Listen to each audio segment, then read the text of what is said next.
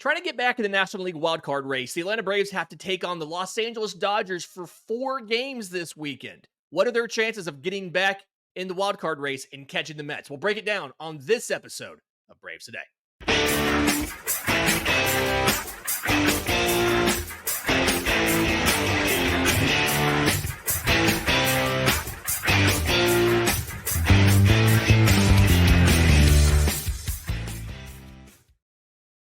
Yes, welcome on in to Braves Today for Friday, September 13th. Spooky season here.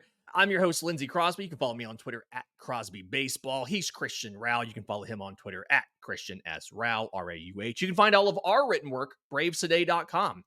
And Christian, off day yesterday. Hope you enjoyed it. I got away a little bit from baseball for most of the day, watched a game and a half or so, but you're now into a huge series this week. And the Los Angeles Dodgers, who obviously are the Dodgers, we don't need to tell you about how good this team is, heading into town for a 4-game series with Atlanta. And in different positions right now. The Dodgers are 5 games up on the Diamondbacks, 6 games up on the Padres, 87 and 59. They are 1 game behind the Phillies for best record in the National League.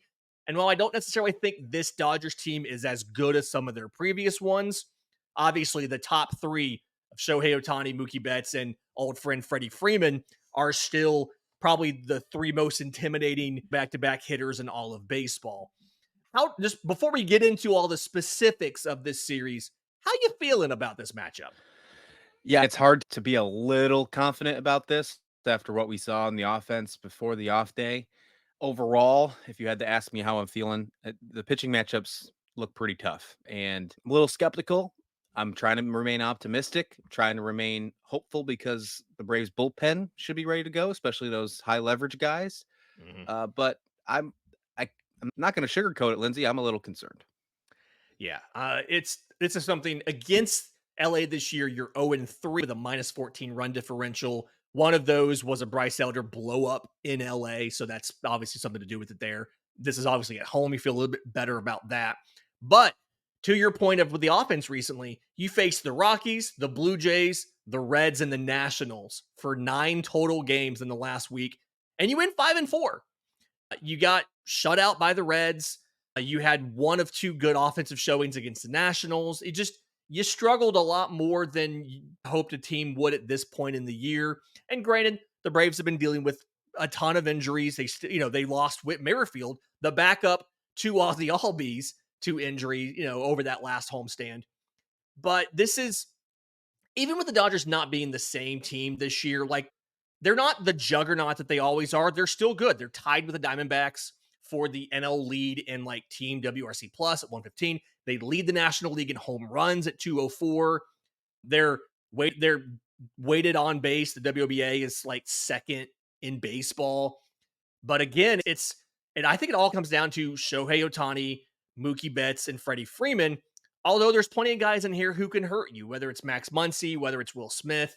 It's an intimidating matchup on paper, but I do think the pitching is a little bit vulnerable, and I think I'm a little bit more optimistic about some of these matchups that Atlanta's going to face this weekend.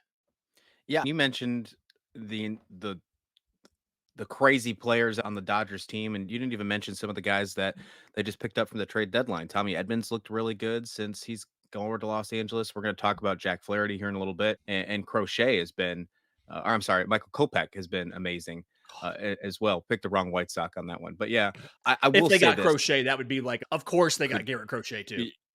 All I'm saying is this Dodgers team is not, they're in a position to make the playoffs. I think there's no doubt in our mind that they're going to be a playoff team, right? But they're also not in a position where they're going to be laying down in the middle of September, skipping some starters, benching some players against this Brave squad. You're going to get the full Los Angeles Dodgers experience at Truist Park this weekend if these games play as scheduled, which we'll talk about later on the show as well. Yeah. All right. So let's start with Friday. We're going to look at all 4 games here. We'll take a ad break somewhere in the middle of that. We're going to look at all 4 games and then break down some of the weather concerns for this weekend. So game 1, Friday night, 7:20 Eastern, Apple TV game. So heads up on that. Be ready for that.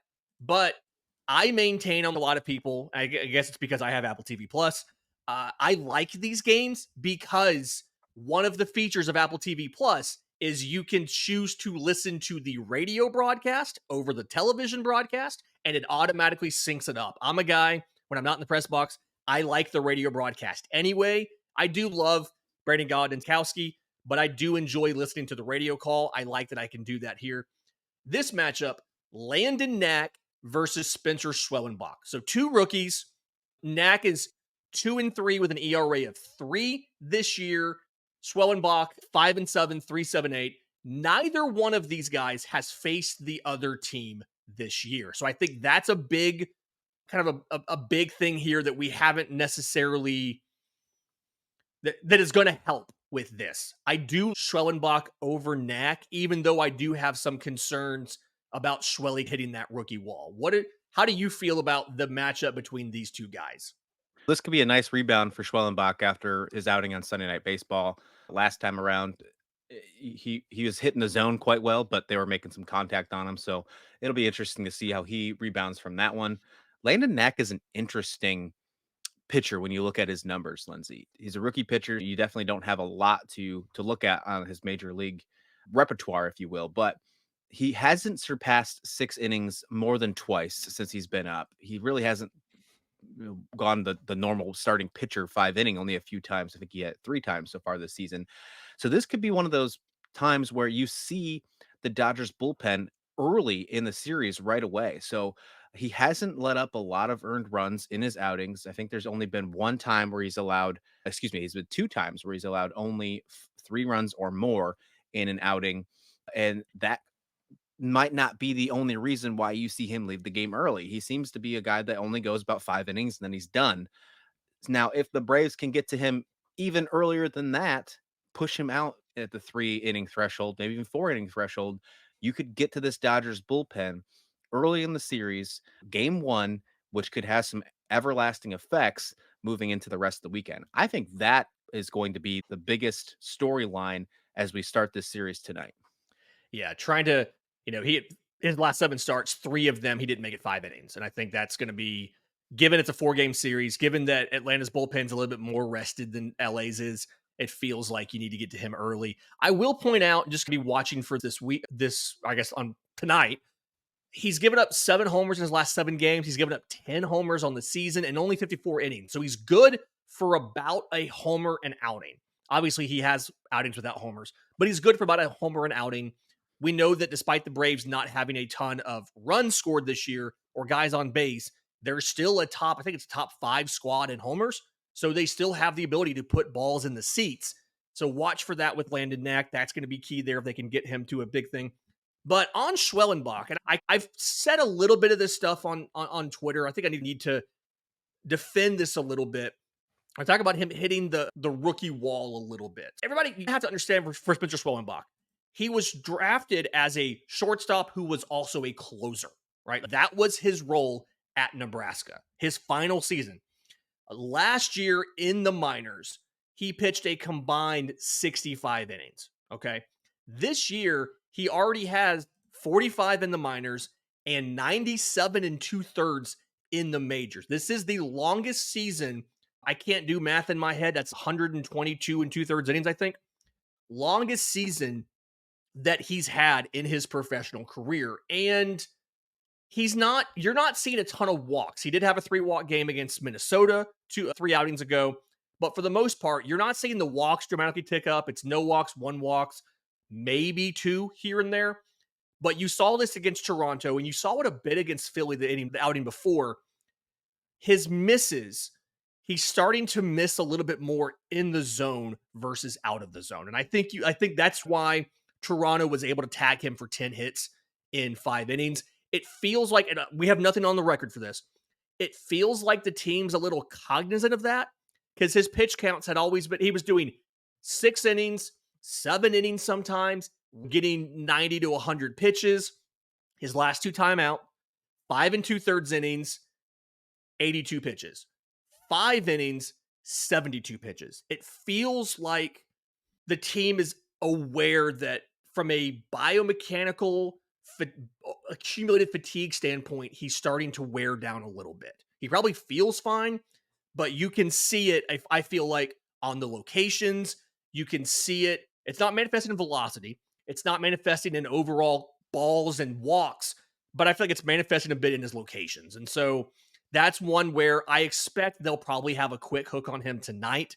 I don't think they'll pull him out before 5 unless he just is a disaster. But I don't think you're going to see 7 innings out of Spencer Schwellenbach simply because, one, you have to win this. You have to do well in this series to maintain pace with New York. But then also, they have some concerns, I feel like, with his workload and his overall fatigue level at this point in the season. Yeah, he mentioned after his start against Toronto that he said it's a grind and he's learning right firsthand going from double A all the way up to the majors this season because of injuries. Who knows if he makes that move if we don't have or if we have a guy like Spencer Strider still at this time? Probably not. But in September, Lindsay, one of the other key things that you've noticed is that his strikeouts are down. And you mentioned that with how him pitching in the zones have changed a little bit. He was getting 7, 8 strikeouts in his outings in August, and in September, he's only getting 2 strikeouts, 3 strikeouts so far. And I don't know if that is the reason why they've pulled the hook as well, which you've mentioned, but that could be something to pay attention to in tonight's matchup. If he starts racking up the strikeouts, maybe you keep him in a little bit longer as Mhm. you did in the month of August.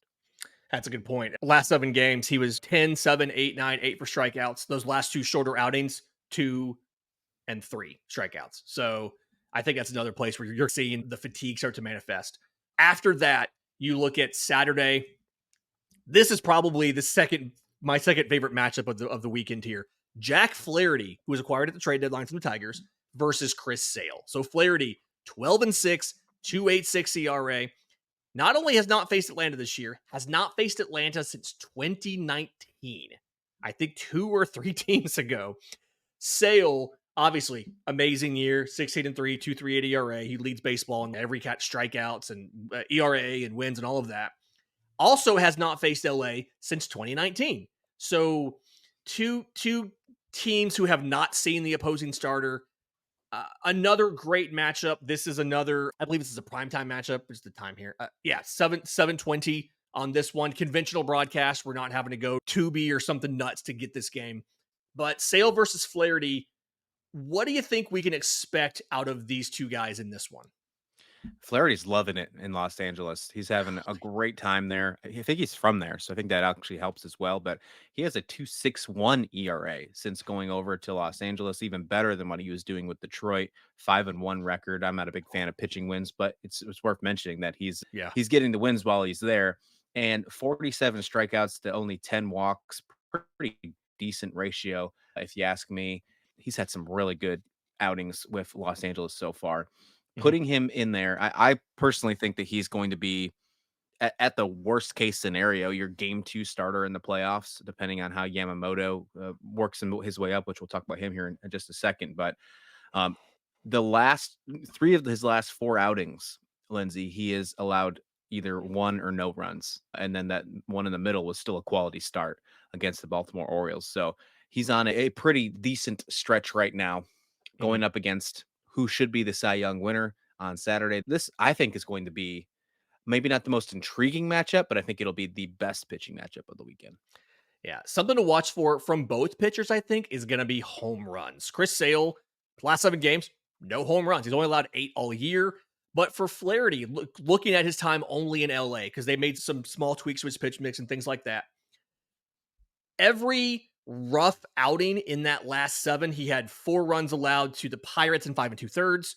He had 3 runs allowed to Milwaukee in 5 innings. He had 3 runs allowed to Baltimore in 6 innings. All of those had multiple home runs from the opponent. But the games where he didn't allow a home run with LA, a 6 inning shutout of Oakland, 5 2/3 with 1 earned run against Seattle, 5 2/3, 1 earned run against Washington, 7 1/3, no runs against Cleveland. The thing for Jack Flaherty is the home runs. If you can, like, you are going to do much better if you can get a home run against Jack Flaherty. So that's going to be, I think, the thing to watch here. And not a ton of these Braves hitters don't have a ton of experience against him. The only guys that have more than 5 at bats off of Jack Flaherty is Orlando Arcia has 20, and he has, I think it's a 472 OPS. So you love that. Jorge Soler has 9 with a 611 OPS. and Whit Merrifield has 14 with a 517 OPS. You don't love any of those. Matt Olson, however, has had some success against Flaherty in the past. It's going to come down to some of these big boppers. Marcell Ozuna's apparently never seen him, which is wild to me. Wow. But Jack Flaherty, yeah, Matt Olson 2 for 3 with a homer off of Flaherty. So you're going to have to get some of these guys, some of these studs to play like studs. If they can tag Jack Flaherty, I think Atlanta has a chance there. But if you can't get the ball out of the yard, based on previous history, it feels like Flaherty's going to struggle. And honestly, I just want to see Chris Sale versus Ohtani, Betts, and Freeman. That first inning is going to be electric. Yeah, that's going to be really fun. You're talking about Landon Knack and Jack Flaherty giving up home runs. The first thing comes to my mind is, can we get Marcell Ozuna to get out of that home run drought early in this series? Whatever you got to do, snip bear. Maybe you got to feed him a Red Bull. I don't know what you got to do, but you got to make it happen. I think that could be huge because right now you're taking turns. We mentioned it on the show a couple days ago with Matt Olson and Marcell Ozuna with their production. The offense could love a surge, could need it. Oh man, could you imagine if Marcell Ozuna started off with a home run in his first at bat against Landon Knack, or maybe his first ever career at bat against Jack Flaherty on the second night? That would be huge for the Braves. That would be huge. In just a second, we're going to break down the last 2 games of the series and talk about the weather concerns we have for this weekend. We'll do that next, right here on Braves Today. Welcome back into Braves Today. Lindsay, Crosby, Christian, Rauh. A reminder, find all of our written work, bravestoday.com.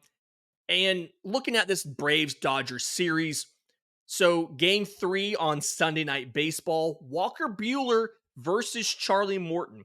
I genuinely do not know what to expect here. I feel like you look at recently for these guys, Morton has been pretty much the same guy. He's 8-8 with a 4.11 ERA this season, right? Last 7 games, he's 2-2 with a 4.62 ERA. He's been right there, the same guy all season. He did face LA back in May, one of those 3 games, 6 innings, 2 runs on 5 hits, 2 walks, 5 strikeouts, gave up 1 home run, got a no decision. Obviously, Atlanta went on to lose that. They've not beat LA this year. Walker Buehler has not faced Atlanta this year, has not faced him since 2022 because he missed a bunch of time with Tommy John, and does not look good this year. On the season, he's 1-5 with a 5.95 ERA, but in his last 7 games, he's only covered 31 innings in his last 7 starts. He's 0-2 with an ERA of almost 7. 6.97.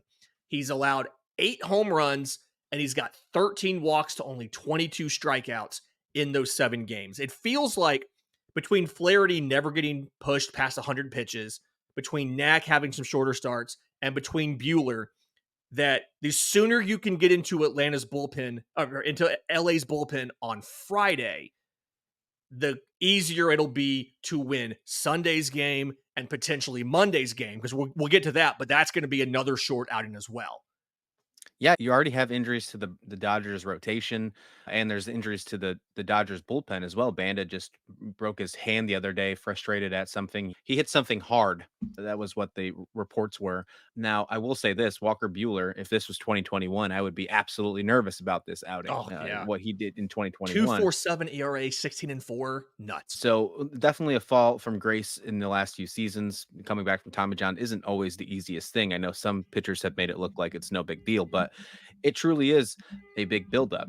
In the last 10 innings, in his last 2 starts, he's allowed 4 home runs. So another Dodgers pitcher in this rotation going back to back to back, 3 starts in a row that are known to give up the long ball. This is a perfect opportunity for the Braves to stop thinking about who they're actually playing and knowing that it's the Dodgers, and instill some confidence and know that, hey, they have some hitters on their team that can hit for power as well. They haven't had some success over the last couple days, but this is a perfect time to really send a message to the rest of the National League and say, we're for real. We're going to be fighting for the last and final spot in the National League wildcard. As for Walker Buehler, though, on the Dodgers side, Lindsay, he's also battling as well. He's got a lot to prove. What he's seen over the last couple outings has not been great, but there's still an opportunity for him to find a spot on October's playoff roster with all the injuries happening to the Dodgers. So he's gonna go out there and he's gonna be pitching for his life as well. Yeah, he may be in the bullpen. I don't know why I know what's going to happen for the postseason, but either way, he's still a quality pitcher. He's a pending free agent this year. I've joked about this offline and with people. Atlanta could very well sign Walker Buehler as a reclamation project. Like we have no idea what's going to happen. I expect this series, this outing may do a lot for Atlanta as far as getting a good look at Walker Buehler and figuring out, is this something that's fixable with some more health and some more time to rehab, or is this too far gone? Because we have rotation issues potentially next year based on free agency and some injuries.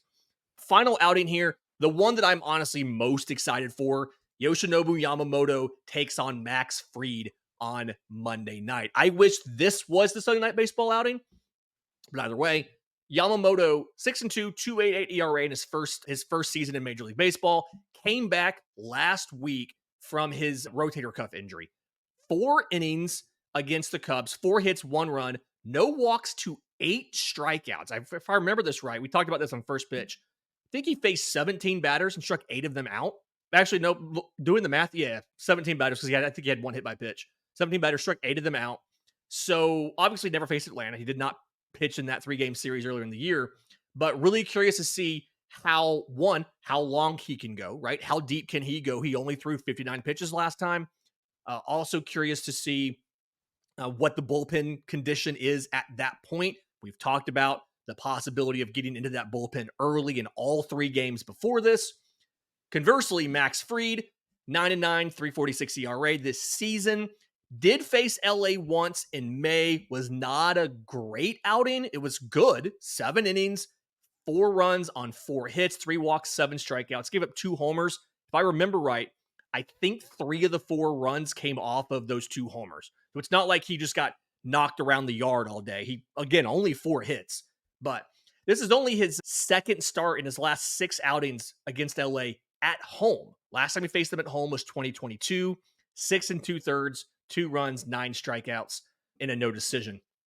So what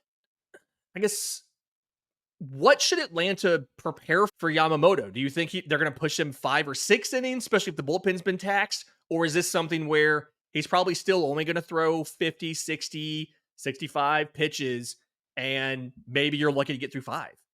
Yeah, I think they're slowly trying to stretch him out and get him prepared for the postseason because, as I alluded to earlier in the show, I think right now it's him and Jack Flaherty battling for who's going to be the day one starter in the postseason.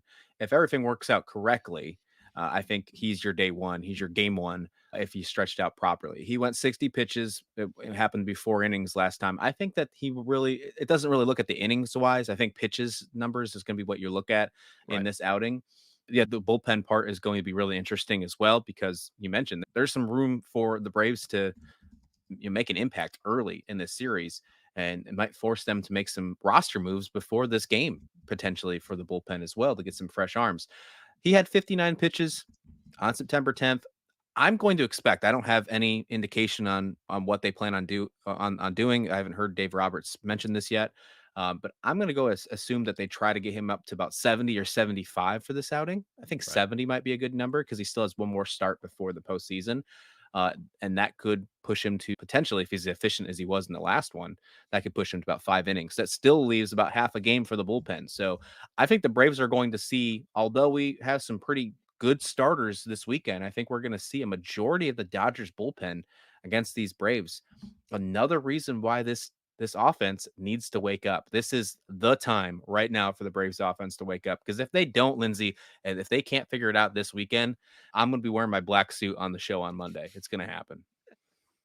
I do want to briefly look at the weather this weekend. Obviously, there was a hurricane that hit the Gulf Coast earlier this week, and a lot of those weather systems are moving through Atlanta coming up. It's a 50% chance of rain during the day on Friday, 70% chance in the evening on Friday night. Saturday is an 80% chance of rain. They're saying up to a half an inch of rain.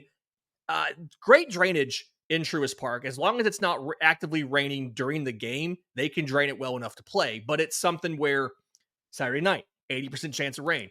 Even Sunday's a 50% chance. So, granted, Sunday night baseball, I feel like you're fine. If you can get through Friday and Saturday with that, I think you're going to be okay. Worst case scenario, I think they can do a doubleheader on Sunday if they need to.